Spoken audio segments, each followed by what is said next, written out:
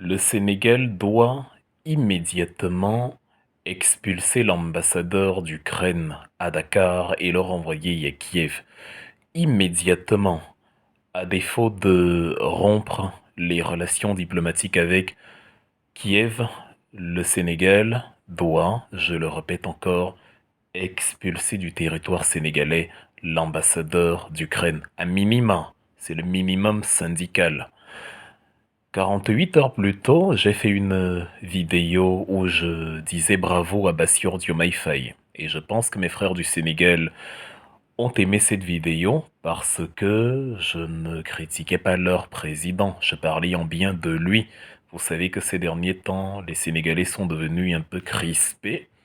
Les Sénégalais qui n'ont rien dit, qui étaient plutôt contents quand on applaudissait le fait qu'ils renversent, qu'ils empêchent Macky Sall de se représenter, quand on soutenait Ousmane Sonko et qu'on rédigeait des articles en sa faveur, même du temps où il était en prison, ces mêmes Sénégalais, là, subitement, ont commencé à avoir des habitudes similaires à celles qu'on voyait sous Macky Sall, à savoir ne critiquez pas notre président, allez-vous-en, ne parlez pas de notre pays, le Sénégal, occupez-vous de votre pays, et ce genre de choses. Donc, pour ne pas trop les frustrer longtemps, et pour qu'ils ne me disent pas tout le temps de parler de mon pays, le Cameroun, une chose que je fais d'ailleurs tous les jours, j'ai même écrit un livre sur le Cameroun, et j'écris des articles sur Paul Biya tous les jours, pour donc qu'ils ne se sentent pas mal de voir que nous ne faisons que critiquer leur cher et beau pays, j'ai réalisé cette vidéo où je disais bravo, félicitations à Bassirou Diomaye Faye pour avoir convoqué l'ambassadeur d'Ukraine à Dakar et l'avoir plus ou moins rappelé à l'ordre parce que il a carrément affirmé son soutien envers les rebelles, a affirmé qu'ils ont aidé logistiquement. En tout cas, le porte-parole du renseignement militaire ukrainien avait affirmé, Monsieur Andrei Yuzov, qu'ils ont aidé logistiquement et du point de vue de l'information, les rebelles à vaincre l'ennemi russe sur le terrain. Donc l'ambassadeur d'Ukraine avait aussi fait une sortie en ce sens, notamment sur la plateforme sur la plateforme Facebook de l'ambassade de la République d'Ukraine à Dakar. Et donc, le président du Sénégal, à travers son ministre des Affaires étrangères, a convoqué l'ambassadeur d'Ukraine à Kiev et lui a demandé de ne plus avoir ce genre d'affirmation, d'avoir plus de réserve et plus de discrétion. Maintenant qu'on a fini de dire bravo à Bassirou Diomaye Faye, il est important de passer à l'étape 2.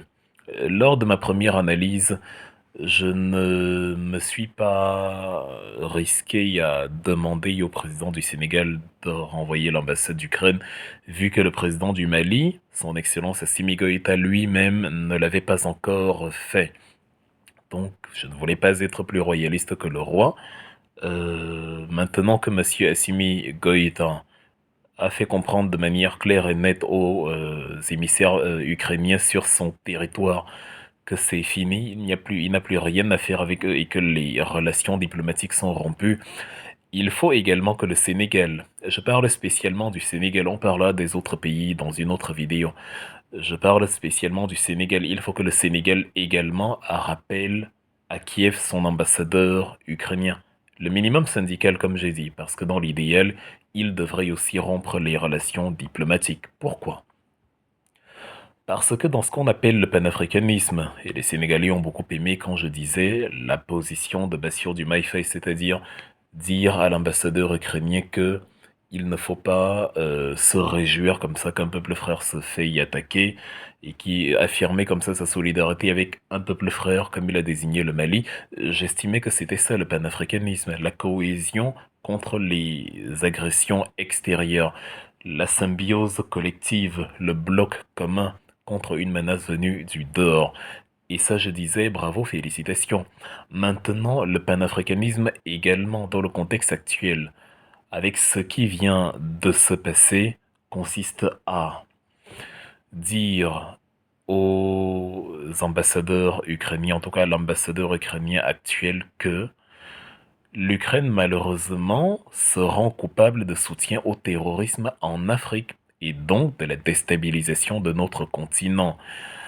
L'adversaire de l'Ukraine, c'est la Russie. Ça se passe en Crimée, ça se passe dans le Donbass, ça se passe à Donetsk, à Lugansk, ça se passe en Europe centrale. Ça n'a rien à voir avec le territoire africain. Ce n'est pas parce que je n'aime pas les Américains que je vais aller bombarder, je sais pas, des soldats américains qui exercent leurs activités ou alors des fonctionnaires américains qui exercent leurs activités, je sais pas, au Zimbabwe, en France, en Thaïlande, en Angleterre. Non, j'ai un problème avec les Américains qui sont peut-être mes voisins si je suis le Mexique et qui ont envahi, je ne sais pas, le Nouveau-Mexique et que moi je revendique le Nouveau-Mexique. Là, il y a une guerre territoriale, nous allons nous battre sur le terrain. Mais je ne viens pas en prenant sur moi de perdre des vies humaines qui ne m'ont rien demandé, qui n'ont aucun grief contre moi. Je ne vais pas venir sur un territoire étranger où un peuple meurtri se bat contre des imbéciles, des terroristes qui veulent scinder le pays en deux, qui veulent acter la sécession. Parce que d'ailleurs, ils sont soutenus par l'extérieur déjà. Je ne peux pas débarquer là-bas et sous prétexte de ma guerre contre la Russie, je commence à canarder du malien. L'Ukraine n'a pas de problème avec le Mali. Si maintenant les Maliens vivant en Ukraine commencent à agresser et assassiner les Ukrainiens en prétextant l'agression dont leur pays a été victime, est-ce qu'on va s'en sortir? C'est quoi cette stupidité ukrainienne-là? Voilà ce pays que vous avez naïvement soutenu après l'annexion de la Crimée ou après l'invasion du Donbass par Poutine, comme si dans la science politique ou dans les paradigmes politiques, il y avait des gentils et des méchants. Le gouvernement de Kiev, avec Zelensky aujourd'hui et Poroshenko avant lui, est un gouvernement foncièrement violent qui, pendant 8 ans, a massacré les habitants du Donbass, ce qui leur a d'ailleurs justement euh, donné l'idée de solliciter Vladimir Poutine, c'est-à-dire c'est le gouvernement de Kiev qui, refusant d'accorder l'autonomie comme c'était convenu dans les accords de Minsk de 2014 et 2015, c'est le gouvernement de Kiev qui a donc envoyé, c'est-à-dire il a carrément jeté le peuple du Donbass, par ailleurs russophone majoritairement, dans les mains de Vladimir Poutine. C'est un régime violent, c'est un régime actionné qui mène des batailles de proxy actionnées par le bloc occidental pour étendre l'OTAN vers l'Est, un projet macabre des Américains qui n'en ont jamais marre de foutre le bordel et la zizanie un peu partout dans le monde. Donc, ce n'est pas un régime de gentils, pas plus que la Russie n'est un régime de gentils. Il n'y a pas de gentils, il n'y a pas de méchants. Mais en voulant nous placer comme dans un dessin animé, les petits toutous innocents ukrainiens à gauche et les démons russes à droite, nous ne sommes pas, en tout cas personnellement, je ne suis pas entré dans cette combine et là maintenant vous le voyez. Voilà un peuple qui se plaint qu'on l'a annexé en Ukraine, mais qui est prêt pour ses intérêts, pour son égoïsme personnel à massacrer les nôtres, nous les Africains, un peu comme à l'époque de la Première, Deuxième Guerre mondiale.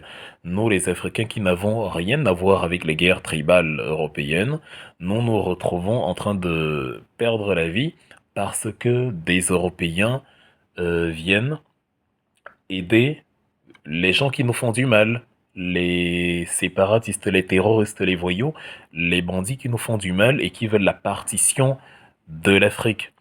Le Sénégal aujourd'hui ne peut pas continuer à abriter chaleureusement une ambassade ukrainienne sur son territoire. Non, il faut passer à l'étape supérieure parce que intrinsèquement l'utilité d'une ambassade ukrainienne au Sénégal, elle n'est pas vraiment donnée. Les ambassades ukrainiennes, et elles viennent de le montrer, sont là pour, d'ailleurs le chef du renseignement l'avait aussi dit il y a quelque temps dans la question soudanaise, qu'ils étaient aussi actifs là-bas, mais bon, ça c'est aussi un autre sujet. Mais voilà, aujourd'hui, avec l'ambassade ukrainienne ou les renseignements militaires ukrainiens qui aident les terroristes, c'est-à-dire, c'est, comment dire, le gouvernement de Kiev se rend coupable mais de banditisme international, tout simplement. C'est, comment dire, c'est illégal, c'est contraire à toute convention, c'est contraire au droit international. L'Ukraine est un État voyou. L'Ukraine vient de se poser en État ennemi de l'Afrique. Le gouvernement ukrainien est de facto ennemi de l'Afrique. Et Bassirou Diomaye Faye doit comprendre que la position ukrainienne par rapport à la Russie ne change pas, elle ne va pas changer. Donc le fait que les Ukrainiens aient armé des terroristes et aidé des terroristes pour tuer des soldats maliens, je ne parle pas de Wagner, il y a des soldats maliens dedans qui ont été massacrés, pour tuer des soldats maliens, ça signifie simplement qu'ils vont poursuivre dans cette lancée-là. Ça ne va pas finir. Ce n'était pas la dernière fois que cela arrivait. Ce ne sera donc pas, comment dire, c'était pas la dernière fois que cela arrivait. Ça veut donc dire, ils vont le refaire. Ils vont faire tout ce qui est en leur pouvoir pour réduire la présence russe, pour réduire les intérêts russes, pour frapper la Russie partout où elle se trouve et voilà, la mettre en difficulté en représailles avec ce qui se passe en Crimée. Ils ont perdu le territoire, ils sont en train de perdre le Donbass. Au lieu de concentrer leurs forces là-bas, les pays occidentaux, notamment la France, qui ont besoin justement que les dirigeants maliens actuellement là perdent le combat contre les terroristes, tout le bloc otanien agit de manière, comment dire, cynique derrière le rideau et utilise le paravent, le fusible Ukraine pour réaliser leurs intérêts. À l'époque, quand on disait cela, on créait un mot idiot pour discréditer des gens qui ne font qu'observer une réalité indubitable. Le mot, c'était le complotisme. Les complotistes, bon, voilà les Ukrainiens qui avouent, oui, nous avons armé les terroristes. Imaginez, vous êtes en Allemagne, vous êtes en France. Je sais pas, vous êtes en Allemagne, la Corse veut faire sécession, et vous avez la Russie qui arme les Corses contre le gouvernement français, en prétextant que c'est parce que la France aide l'Ukraine à massacrer la Russie. Qu'est-ce que vous allez dire en France? Vous allez les traiter de terroristes, vous n'allez jamais accepter ça. Vous allez rapatrier immédiatement l'ambassadeur russe en France, à se demander s'il y en a un à l'heure actuelle. Donc, vous soutenez paradoxalement la même chose dans l'autre direction chez nous, en Afrique. Il n'en est pas question. Il faut que le Sénégal agisse donc aussi de manière conséquente et frappe du poing sur la table. Sinon, quand Ibrahim Traoré, quand Abdourahmane Tiani, quand Assimi Goïta diront que le Sénégal sert de base pour les opérations de déstabilisation des États de l'AES, il ne faudra pas que les Sénégalais s'énervent, que, comment dire, euh, les gens s'énervent en disant que, bah, pourquoi, comme il peut dire quelque chose d'aussi grave, comment on l'a vu avec le Bénin, on l'a vu avec la Côte d'Ivoire, quand Ibrahim Traoré disait que bah, la France établit des bases là-bas, qui peuvent ne pas être des bases militaires grandeur nature, comme celles auxquelles on est habitué, mais des bases de réflexion, des bases stratégiques, de petits pôles, de petits cercles d'opérations. On est en 2024, on est à la pointe de la modernité, tout est possible. Une base de drone, une base d'observation, une base radar. Il y a mille types de bases voilà, différentes qu'on peut s'imaginer dans le cadre de la guerre euh, qui est principalement une guerre d'information. Aujourd'hui, quand on dit la guerre, les soldats et les armes n'interviennent qu'en dernier. Mais avant tout, c'est la guerre d'information, la guerre cybernétique, la guerre subtile, la guerre voilée. Voilà, on est même allé dans certaines circonstances à des guerres bactériologiques. Donc, tout est envisageable, rien n'est à mettre, rien n'est à verser de la table. Donc, aujourd'hui, quand vous avez l'évidence du fait que l'Ukraine arme les terroristes en Afrique, l'Ukraine l'a avoué elle-même, et que vous avez une ambassade, et que justement l'ambassade, en tout cas la section ukrainienne qui avoue cela, c'est la section sénégalaise. Vous comprenez que l'ambassade de l'Ukraine au Sénégal a joué un grand rôle dans cette histoire, a joué son rôle dans cette histoire. Si l'ambassadeur ukrainien l'affirme autant, c'est voilà, il n'y a pas de fumée sans feu. Il faut que les Sénégalais arrêtent, ou du moins que les dirigeants du Sénégal arrêtent avec cette politique de compromission. Ce n'est pas de l'humilité, au contraire, à la longue, ça devient détestable. C'est-à-dire, on remarque chez nos frères sénégalais une facilité à tendre la main à l'européen.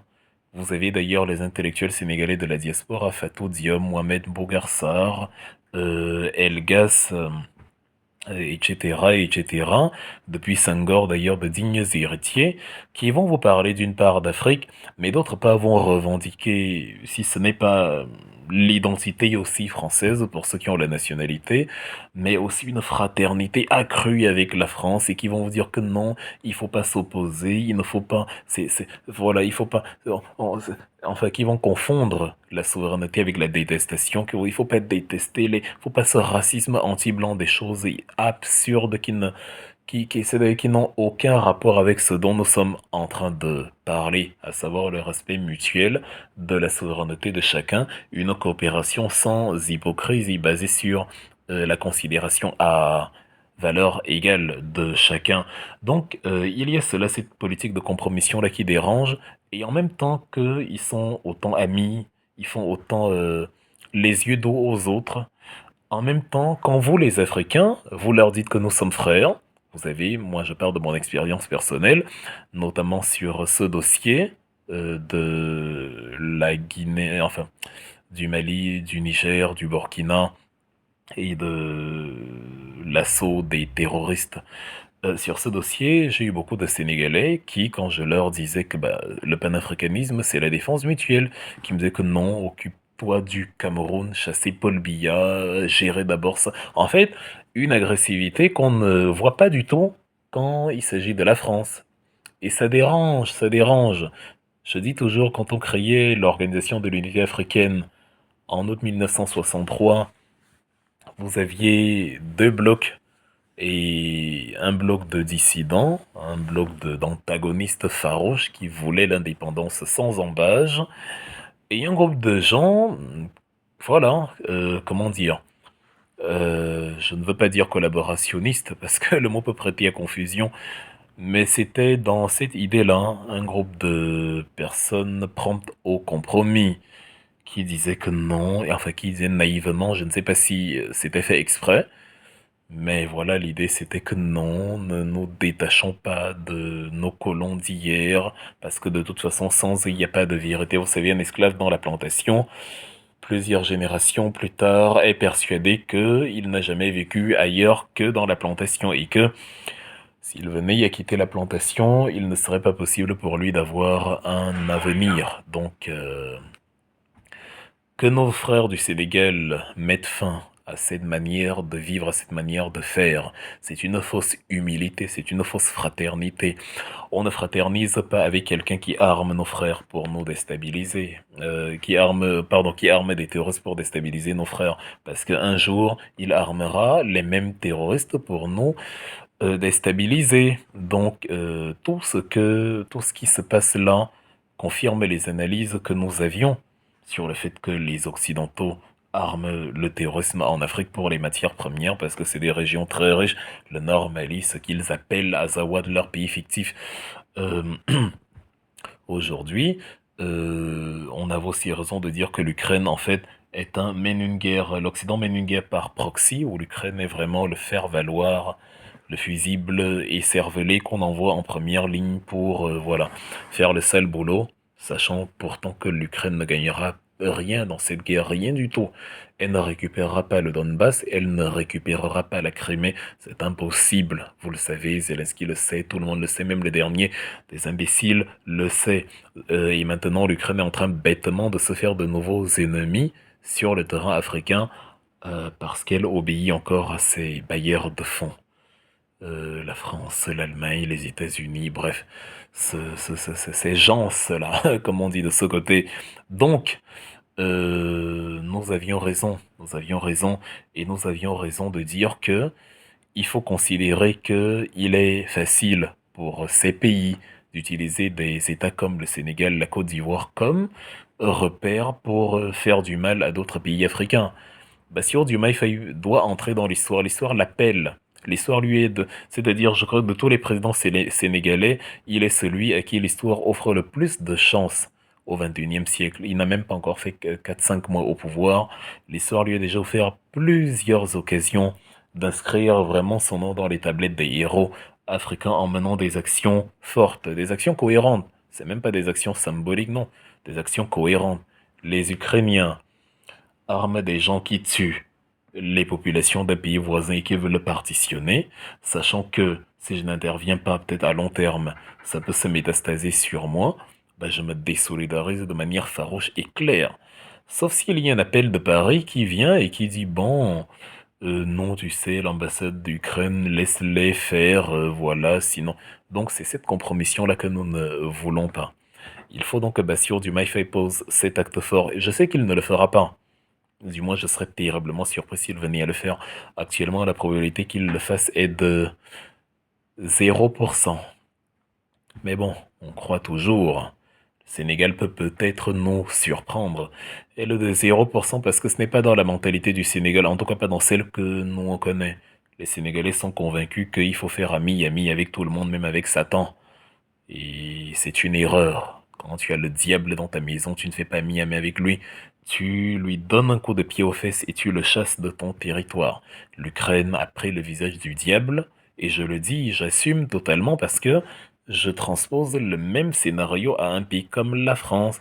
Je dis, la Corse, la Lorraine veulent faire sécession, par exemple, et la Russie en profite pour armer les rebelles de Lorraine ou de la Corse contre Emmanuel Macron. Que dira Emmanuel Macron de la Russie? Si vous arrivez à vous faire cette image de la tête, s'il y a des Français qui m'écoutent, en tout cas vous avez compris, même s'il y a des Ukrainiens qui m'écoutent, en tout cas vous avez compris pourquoi je dis l'Ukraine joue le rôle du démon dans le cas du Mali. Parce que le Mali n'a aucun problème avec l'Ukraine, aucun. Les Maliens ne cherchent pas, ils n'ont même pas pris position. Le peuple malien se fout pas mal des problèmes que l'Ukraine a avec la Russie dans le Donbass. Chacun gère ses problèmes avec son voisin immédiat, chacun fait les partenariats qu'il veut, mais le Mali n'a jamais nui de quelque manière que ce soit les Ukrainiens. Il n'est donc pas question qu'aujourd'hui les Maliens meurent à cause de Volodymyr Zelensky. C'est inacceptable. Et si Bassirou Diomaye Faye est vraiment panafricain, s'il voulait la rupture systémique dont il a parlé dans son discours, il faut qu'il fasse un peu différemment de tout ce à quoi les dirigeants sénégalais nous ont habitués. Parce que nous sommes fatigués avec ça. Et ne me parlez pas de Paul Biya. Paul Biya, pareil. Il est pareil, oui. C'est un lascar qui est fait yami avec ceux qui nous font du mal, qui ne cherche plus une coopération équilibrée. Lui dit qu'il est le meilleur élève de la France. Il ne dit pas qu'il est le meilleur partenaire, non, il est le meilleur élève. Il part même rendre compte de nos dialogues inter-camerounais à Emmanuel Macron selon ses propres mots. Donc oui, il est pareil, mais ça ne change rien au fait que c'est actuellement l'ambassade d'Ukraine à Dakar qui a avoué avoir, enfin qui s'est félicité de ce qui est arrivé aux soldats maliens sur une vidéo où les assaillants, ou du moins le renseignement ukrainien, se félicitent et revendiquent une participation effective à l'opération de la semaine du 25-27 juillet. Donc voilà, et c'est de ça qu'il est question. On parlera de Paul Biya une autre fois, je vous ai dit, je suis moi-même impliqué dans la politique camerounaise pour chasser Biya en 2025, donc c'est un argument qui ne tient pas. Ça ne tient pas du tout. Nous, on parle de Paul Biya, on parle de notre pays tout le temps, mais je ne vais pas avoir peur de parler de votre pays. Et si votre président fait des bêtises, de lui dire, Monsieur le Président, là, vous avez fait une bêtise, il faut rectifier le tir. Donc voilà, nous parlons même avec beaucoup de respect de Monsieur Bassirou Diomaye Faye parce que c'est un jeune président qui est arrivé, qui a encore la possibilité de tout faire bien. Mais il est évident que si le Sénégal est une ère de repos pour les déstabilisateurs du continent et leurs proxys, non, ça suscite notre courroux, c'est inacceptable, c'est inacceptable. Et là, c'est très fragile parce que s'il ne fait pas gaffe, Diomaye Faye entrera dans l'histoire, comme beaucoup de personnes sont entrées dans l'histoire, les Léomba et consorts, les Omar Bongo. Voilà, Diomaye Faye entrera dans l'histoire s'il ne fait pas gaffe, surtout dans le contexte actuel comme ce président sénégalais-là, et c'est ce que nous raconterons à nos enfants dans les années à venir, que ce président-là, voilà, il y avait un président au Sénégal du nom de Bassirou Diomaye Faye, lui carrément, bah, il souriait, il collaborait avec des Ukrainiens qui expliquaient que c'est très bien de déstabiliser le Mali.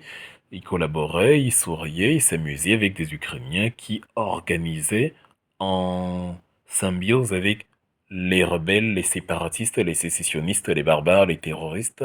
Ils collaboraient avec eux dans leur processus de division d'un pays africain, d'un pays frère. Si le Mali est un pays frère, comme l'a dit le ministre des Affaires étrangères sénégalais, et que le Mali se fait attaquer, bah, le Mali est un pays frère. Ceux qui ont attaqué un pays frère ne sont pas nos frères, pas du tout. Donc, on peut concevoir que quand il dit faut de la retenue, faut de la discrétion à l'ambassadeur, c'est une façon de dire un ambassadeur ne se réjouit pas. Même si vous voulez faire du mal à la Russie, vous n'avez pas acclamé que oui, c'est bien, parce que dans la foulée, ça fait aussi du mal aux Maliens. Mais voilà, on peut comprendre aussi ça dans le sens où il est en train de lui dire, bon, je sais que ça te fait plaisir, mais réjouis-toi, va basse dans toutes les actions futures que vous allez mener. Faut pas que ça s'ébruite, donc calme ta joie et garde-la, mais continuez de mener vos actions. Ce qui est, voilà, on est dans du 50-50 ou même du 51-49, du 51-49, qui penche plutôt vers l'idée de, bah, je sais que vous allez continuer à faire ce que vous faites contre, justement, Wagner et l'armée malienne. Mais bon, tant que vous le faites sans jubiler à voix haute, ça ne me dérange pas. Et ça là, je m'y oppose. Je m'oppose totalement. Les Européens doivent arrêter de, comment dire, d'utiliser, enfin les Européens doivent arrêter de nous faire payer le chapeau de leur bagarre. La Russie n'est pas venue en Afrique combattre l'Ukraine, ou la France, ou l'Allemagne, ou les États-Unis. La Russie les combat peut-être économiquement, en prenant possession peut-être des concessions minières qui appartenaient autrefois à la France. Mais là, ça relève de la souveraineté de la coopération entre le Mali et la Russie. Par contre, militairement, la Russie n'est pas venue ici, sur le continent africain, mener une guerre contre une puissance occidentale. Pas du tout. L'Ukraine, elle, elle est en train de venir mener en Afrique sa guerre contre la Russie. Pourquoi? Pour quelle raison? Ben, il faut pas que les Européens continuent de faire ça. Faut qu'ils mènent leur guerre tribale européenne entre eux. Et de deux, il faut que les dirigeants africains arrêtent de servir de tremplin, de serpillière, de tapis, d'escabeau pour le massacre d'autres Africains. C'est à cause de ces comportements que vous avez des gens qui disent les Africains pendant l'esclavage ont vendu leurs propres frères. Quand vous dites au président du Sénégal, dit à l'ambassadeur ukrainien de foutre le camp, à défaut de rompre totalement les relations diplomatiques, ce qu'il devrait même faire, parce que ce que l'Ukraine a fait est impardonnable, c'est impardonnable, c'est même pas négociable. Je dis, si quelqu'un veut s'imaginer, si quelqu'un veut donner un avis, si quelqu'un croit qu'il n'a pas un avis dessus, qu'il essaie simplement de s'imaginer que c'était en Corse, en Lorraine, en Alsace, et que les Russes, Moscou, armaient justement les groupes qui veulent la séparation des régions que je viens d'évoquer. Donc, Monsieur Bassirou Diomaye Faye, la balle est dans votre camp. Il faut chasser l'ambassadeur d'Ukraine au Sénégal. Il faut chasser l'ambassadeur d'Ukraine au Sénégal. Vous n'êtes pas plus humaniste que nous, chers Sénégalais. Ce n'est pas ça l'humanisme. L'humanisme ne signifie pas les meurtriers, les assassins, les voyous, les bandits, les cancrelats, les cannibales. On les regarde et on sourit, comme Paul Biya souriait au Georges V avec l'homme qui a ourdi l'assassinat contre Kadhafi, Nicolas Sarkozy. Non, ce n'est pas ça l'humanisme, ce n'est pas ça, c'est-à-dire on est tous des humains, vous n'avez pas plus de vertu que nous, pas du tout. Vous n'avez pas plus d'amour en vous que nous. On est tous pareils, on est tous des êtres humains. On connaît tous le bien, on connaît tous le mal. Mais à trop vouloir jouer les vertueux et les humbles, vous devenez, ça confine à l'hypocrisie et au cynisme. Et comment, voilà, un double jeu pervers qui n'est plus intéressant, qui n'est plus agréable. C'est de façon toujours de vouloir faire croire que vous savez être amis. Non. C'est-à-dire, il y a eu un malheur qui est arrivé dans votre voisinage immédiat et qui va continuer et qui va finalement vous faire du mal à vous.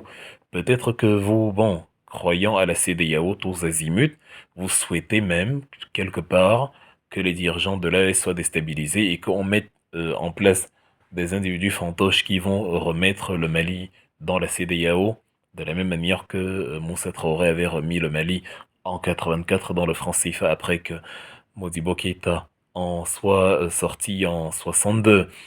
Peut-être que, bon, ça ne vous dérange pas tant que ça. Mais nous qui croyons en l'AES, parce que c'est une structure indépendante, et vous voyez d'ailleurs que la sortie de la CEDEAO, la sortie du Mali, du Niger et du Burkina de cette organisation, découle du fait que bah, vous avez dans vos pays là de la CEDEAO des gens qui soutiennent les terroristes, des gens qui voilà organisent la déstabilisation, des gens qui vous donnent des ordres. Ça c'est hors de question, ça ne cadre pas du tout avec l'idéal de panafricanisme auquel on aspire. Donc la balle est dans votre camp, monsieur Bassirou Diomaye Faye. L'histoire vous appelle, l'histoire vous demande de faire de grands gestes. N'écoutez pas ces gens-là qui vous disent que non, monsieur, c'est l'amitié, c'est la frate. Non, la politique est faite de ruses. L'enfer est pavé de bonnes intentions. On va vous donner de belles paroles au nom de je ne sais quelle amitié sénégalo-ukrainienne, alors que vous voyez bien que dans les faits, ce n'est pas de ça qu'il est question. Vous êtes africain. Avant d'être sénégalais, les frontières ont été tracées par cela. Et aujourd'hui, un Africain, un frère, quelqu'un qui partage la même histoire que vous. Quand je dis frère, certains parlent de leur ethnie ou je ne sais quoi. Nous sommes tous des frères africains, nous partageons le même passé, la même souffrance esclavagiste, nous avons combattu contre les mêmes colons. Voilà. Donc, et aujourd'hui, voilà, l'histoire vous appelle pour faire valoir les intérêts du peuple africain. Un frère africain s'est fait y attaquer, vous êtes de la famille, vous n'allez pas inviter à votre table quelqu'un qui vient dégorger votre femme. C'est impensable. Donc voilà ce que j'avais à dire sur le sujet. Le Sénégal doit expulser l'ambassadeur ukrainien comme l'a fait le Mali. Donc, bref, je vous donne rendez-vous à une prochaine vidéo. Je n'ai pas mon livre avec moi, mais vous le trouvez dans mes autres vidéos. Mon livre Tu dois t'impliquer. Pour ceux qui veulent connaître mon opinion politique, notamment sur la question camerounaise, ma vision de la politique, ma vision du panafricanisme, ma vision de la chose continentale, je vous invite à aller sur Amazon, acheter mon livre. Vous tapez Wilfried et Kanga, c'est le nom de ma chaîne YouTube. Tu dois t'impliquer, c'est le titre du livre. Vous allez le trouver. Vous allez en trouver un autre, Le village d'Ining. Lui, c'est un livre très idéal pour vos enfants, pour la culture africaine, pour l'éducation, une fiction, un récit d'aventure, plein de surprises, une nouvelle, pleine de surprises, de rebondissements. C'est extraordinaire. De l'aveu de ceux qui ont lu, vous n'allez pas du tout le regretter. Donc voilà, pour ceux qui veulent un exemplaire dédicacé, s'il y en a, je vous invite à m'écrire dans mon adresse mail que je vais publier dans la description de la vidéo. Donc je ne suis pas, je suis pas comme le pouvoir ukrainien. Je ne suis pas un mangeur d'hommes. Je ne suis pas un méchant. Donc vous pouvez m'écrire parce qu'il y a beaucoup de gens qui ont de la réticence à le faire. Je réponds toujours. Donc si vous aimez mes vidéos, si vous aimez mes interventions, ça me ferait plaisir. Et également que vous achetez mes ouvrages. Et voilà. Donc, je vous remercie de m'avoir écouté. Si vous êtes jusqu'à ce niveau, c'est que vous avez écouté jusqu'à ce niveau. Et retenez le message du jour. Je pense avoir été plutôt clair dans la vidéo. Monsieur Bassirou Diomaye Faye doit lire les signes de l'histoire et ne pas faire comme Macky Sall, ne pas faire comme Abdoulaye Wade, ne pas faire comme Abdou Diouf, ne pas faire comme Léopold Sédar Senghor. Léopold Sédar Senghor n'est pas le père de l'indépendance du Sénégal, c'est faux. L'indépendance était donnée à ceux qui ne la voulaient pas, notamment Léopold Sédar Senghor. Euh, de la même façon que Alassane Ouattara n'est pas un garant de la démocratie ou un patriarche, que sais-je encore, que ce que Monsieur Diomaye Faye a dit lors de son séjour à Abidjan. Il y a beaucoup de choses qui ne sont pas vraies. Il faut lire la politique comme elle est. L'heure et l'air est au pragmatisme. Et c'est à cela que je lui invite. L'ambassadeur d'Ukraine au Sénégal n'a rien à faire là. Il doit partir immédiatement.